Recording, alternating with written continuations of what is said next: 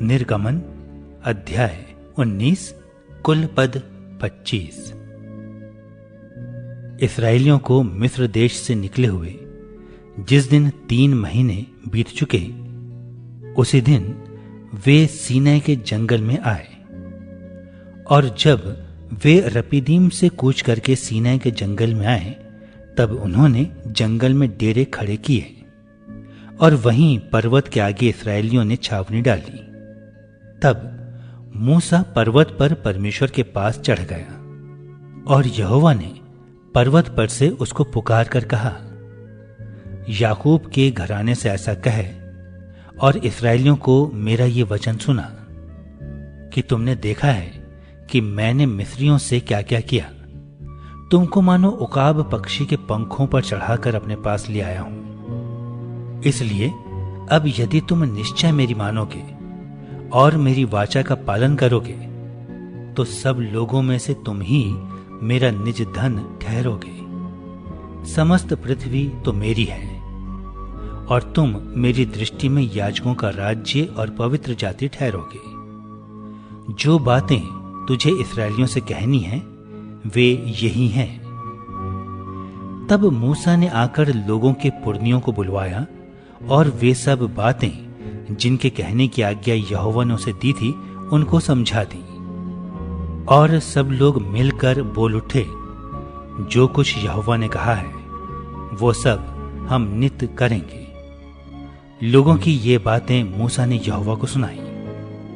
तब यहोवा ने मूसा से कहा, सुन, मैं बादल के अंधियारे में होकर तेरे पास आता हूं। इसलिए जब मैं तुझसे बातें करूं, तब वे लोग सुने और सदा तेरी प्रतीति करें। और मूसा ने यहोवा से लोगों की बातों का वर्णन किया। तब यहोवा ने मूसा से कहा, लोगों के पास जा और उन्हें आज और कल पवित्र करना, और वे अपने वस्त्र धो लें। और वे तीसरे दिन तक तैयार हो रहे, क्योंकि तीसरे दिन यहोवा सब लोगों के देखते सीनै पर्वत पर उतर आएगा। और तू लोगों के लिए चारों ओर बाड़ा बांध देना और उनसे कहना कि तुम सचेत रहो कि पर्वत पर ना चढ़ो और उसके सिवाने को भी ना छुओ। और जो कोई पहाड़ को छुए वो निश्चय मार डाला जाए।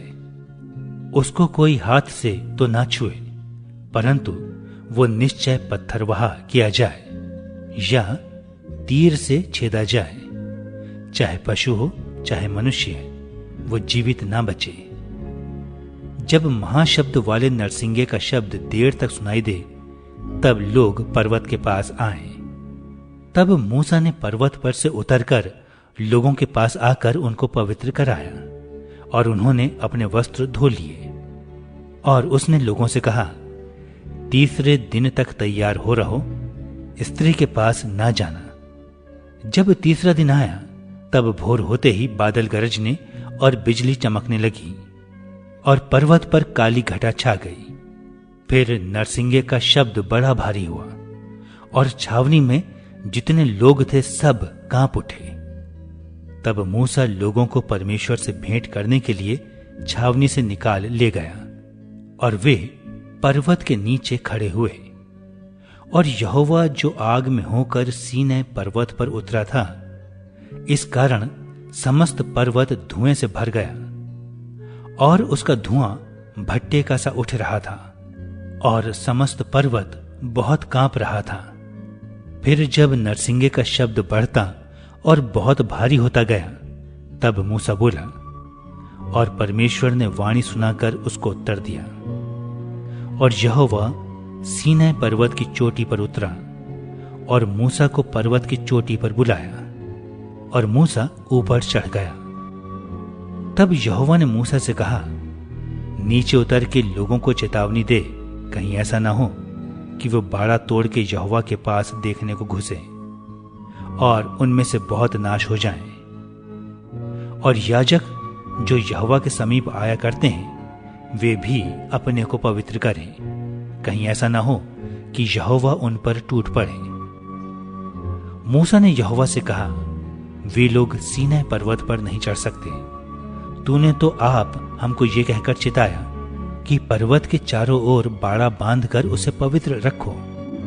यहोवा ने उससे कहा, उतर तो जा और हारून समेत तू ऊपर आ, परंतु याजक और साधारण लोग कहीं यहोवा के पास बाड़ा तोड़ के ना चढ़ाएं, कहीं ऐसा ना हो कि वो उन पर टूट पड़े।